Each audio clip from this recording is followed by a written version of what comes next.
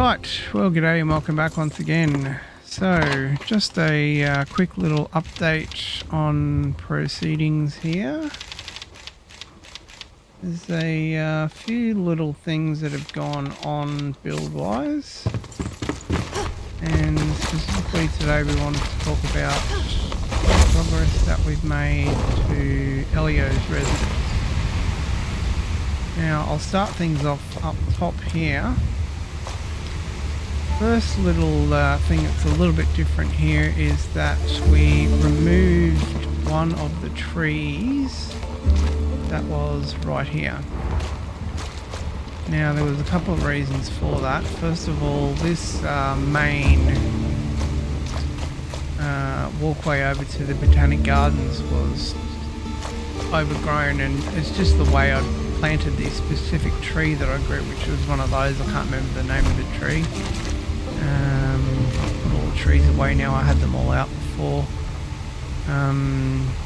Just as an FYI, if you're ever sort of having any trouble with the trees, what I do is I put them all sort of in my backpack and then plant them all sort of in the order that I have them in my backpack. So I remember that that's a Revelwood, a red Revelwood one, and that's the other Revelwood one, and then I sort of go back to them later on and see how they've grown after a certain amount of time. So yes, beginning with what we've done change-wise, we fixed up that tree up there, and that was just because we were sort of having a bit of trouble getting across the Botanic Gardens, and sort of with I wanted the bamboo tree that I've planted just there to sort of mix in a little bit better with the space above Elio's residence here. So that's the number one thing. It's not a huge thing, I know, but it's just I just want to kind of get the little things done first. Now, going on to his residence now, we've given him a new front door light, or his private entry into the residence if he's down in the town centre. And if we walk in now to his little entry, we can see that it's changed a heck of a lot. And as I said last time, I just sort of, you know, dodgy these things up as I go. I sort of go, yeah, that's not working for me, and then I put a new hole somewhere, and then suddenly it looks completely different than what I actually planned in the first place, and then its spaces are not even what I initially planned them for, and things change. So the general gist though is that we still have a you know, a little private garden for him, and the other reason why I planted that tree and why I mentioned about that tree as well is that it was cutting off a lot of the natural light that kind of gets into this garden, into his bedroom as well. So I wanted to kind of have just a little bit less bushy of a tree. I wanted to have a little bit of a less bushy tree. And we've still left these two gold gates here. I've still got a lot of cleaning up to do in this region. I'll put some plants and whatnot up the top there. I've got to fix that brick there, that shouldn't be there. I want to match it up with all the other ones. And moving down now into his bedroom part of the residence. So we mentioned last time that we were using the new furniture because I wanted to sort of make it a little bit thematic, and I've used the same with I've done the same with his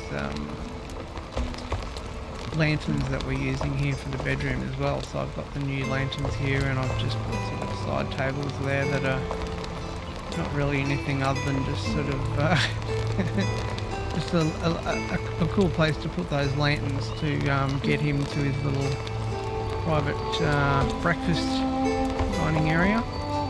Now I've begun on the bedroom here, but you'll also notice in here that this entire space is completely different as well. I actually initially had this about sort of 8 or 10 blocks down, but I just changed it and made it the exact same size as this veranda that's out here, which goes to his little private veranda space that overlooks the town centre. Got a lantern in there now as well. So yeah, I made it a bit different, a little bit higher up, just in terms of the overall footprint of what we had to build with.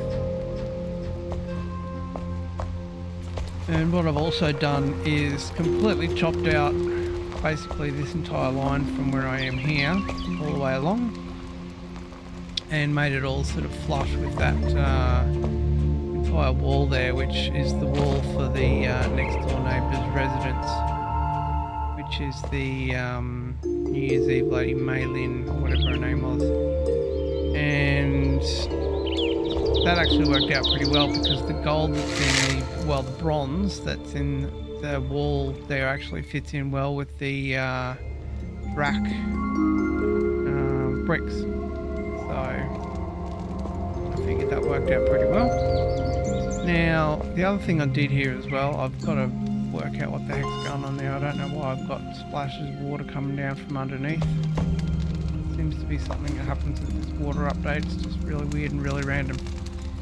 I've started to, and not quite completely finished, the little kitchen area here. So this is going to be like a dual purpose kitchen area. So this will be for the kitchen area for the residents, so you can go to the kitchen, then you can go back upstairs, and then you can go out here and have your breakfast or lunch or whatever, and then you can go out here and have your breakfast and lunch. Then you can just rock on back downstairs to the kitchen, and I've put a few little garden gnomes and whatnot there, and I did that because I wanted that to be sort of a thematic thing for him as well. I left a kind of cool little rocky outcrop there and planted a plant on top of it as well. Just something completely different. And we've got here a secret entry. And the reason I did that is because it's visible to everybody who's out here in the salon. And you'll also notice that we've completely finished the back wall of the salon. So Elio now has a counter area here. These are just sort of for show. Just had some spare and I thought, why the hell not, I'll just put them there. And we've given him a front counter space, and we've also given him a little storage chest.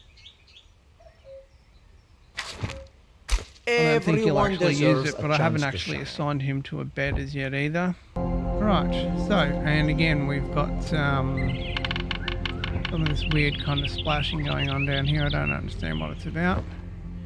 But we've now assigned Elio a bed upstairs. I'll just show you the rest of his salon. We've now got him a front counter as well.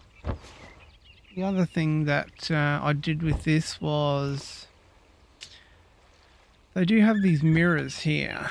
Now, I toyed with possibly putting them in place of the windows that were there, because I had those windows there as kind of like a, you know, a mirror, quote unquote, kind of thing for the salon chairs. But these mirrors are just crappy looking. So I don't know whether I'm actually going to leave them here or not.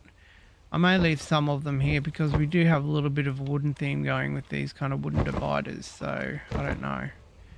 But another thing that we've actually done is added a whole lot of clutter in here now as well, so sort of bowls and mixing bowls and whatnot. And we've also added some wallflowers and pots and stuff up the top there, so we've now got a little bit of greenery in here.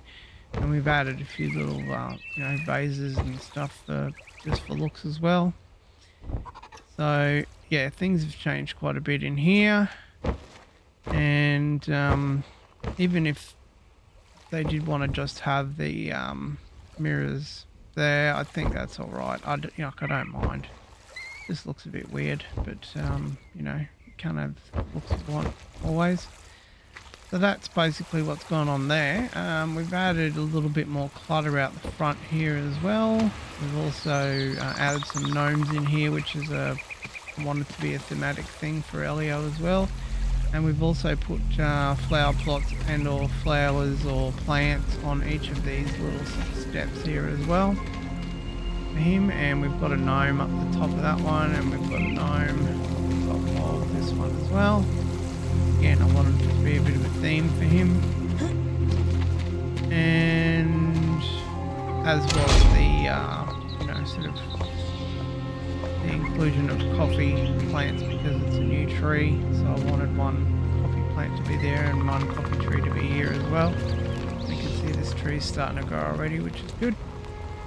So that's some of the major changes. I've still got to clean this little area here up because I filled it in with flower soil from down the bottom. I've still got to move this mill that I put here, which was just a temporary thing in the beginning, and the only reason we did that is because we placed a wall,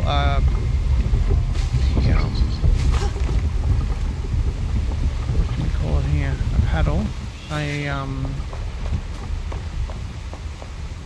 you know, one of those bloody things. Here, and it was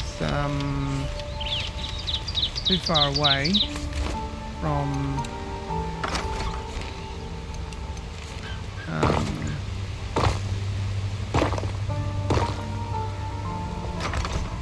too far away from where I wanted to place it, which probably would have been down the bottom or something for the mill. It was too far away from the water generator power, so it just wasn't working. So I just kind of threw it under there because there was nothing in there at the time. But now there's going to be a residence in there, I think I'll just kind of put maybe a couple of plants or something in there as well. And as I said, we sort of cheated these little spaces just for extra light for the residents anyway. So, you know, like that, those windows there and those windows there, I just wanted them to provide sort of ample light as they do right there in the morning to the resident and the space that he's got. So, alright, well that's kind of all of the changes for Elio anyway. I think next time what we'll do is we'll just go through and sort of finalise him. I'll try and work out what's going on with this whole bed situation here because I'm not able to actually assign Elio to the bed, which is a bit weird. I think it's just a problem with that bed right now. And we may throw a couple more little plants and stuff up here. And then once we've sort of gone through and buggerized around and done that, oh actually one more thing, just sort of an update overall. I went through and finally chopped this thing in half. So it's now not taking up all of the space in the entire universe where it was before, because it was double the size before. And I think overall I'll do some sort of redesigning, and I sort of began with chopping a few little blocks out here and there underneath the barn. But I think overall, and it'll be sort of a, you know, quote unquote farm alteration, where we will, when we make the fisherman's residence, which will be down here, sort of in this wall that's here, and you know, overlooking all of this water here, which we're going to hollow out eventually and make into a bit of a lake. I think what I'll do is sort of an overall thing with creating all that space is that I'll chop out some space here, and then all the animals can kind of roam free from, I guess, about here onwards underneath the barn. And I'll work out why there's water in there, I don't know why. And it's only from here onwards, because the plan was that we put a set of stairs, quite possibly, from here that go down here, and then they chop underneath and into the wall here. And then that will be part of the fisherman's residence. Now what I haven't actually worked out, and I've still yet to do, is work out how we're going to actually have a market space for him. So There is potential, and I don't know as yet whether I'll make it so. But there is a little bit of space here where I could kind of do a fish market here. Next to the Valoria the Bard space here. Because she has all of this space here where she sells her flags and whatnot. And that's part of the marketplace as well. And then goes up into her sort of residence as well. But that's neither here nor there. The other thing that I may actually do, and I mean it's a crazy idea, but I don't know. I'll see what happens. I may end up just kind of going bugger it and just do it because it is a crazy idea. But I could kind of make this space right here, which is like the little capybara space right now. I could kind of dig it completely out and have it go completely underneath here and all the way down to down here where I intend his residence to be. So he will have you know, a clear kind of walking line to work, like all of the other people who live in the all of the other survivors who are residents in the area actually do. They've all sort of got, you know, their shop front kind of goes onto the frontage of the town centre here, and then they've all got their own residences that sort of go down a little bit further but link on to the town centre in some way.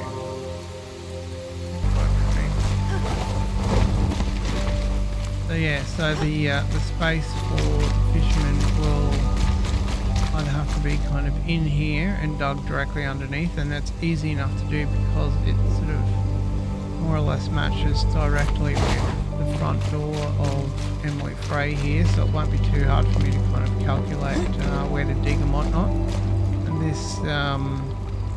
This is all kind of level as well with the barn, so it won't be too hard for me to calculate how to actually sort of get the spaces to link if I do create a crazy little space here for Fisherman in the future. Well, not, but see what happens. And that actually may solve some of this problem with this weird water that's coming out of here as well. I don't understand where it's coming from. That may give it a spot lower down on the entire site for it all to drain to. And because it's Fisherman's place, it won't be weird kind of having a stream or whatever running through his place. So, I know, it's just thoughts. I'm just kind of spitballing as I go. But anyway, that's the updates for the barber and the updates for the town centre in general.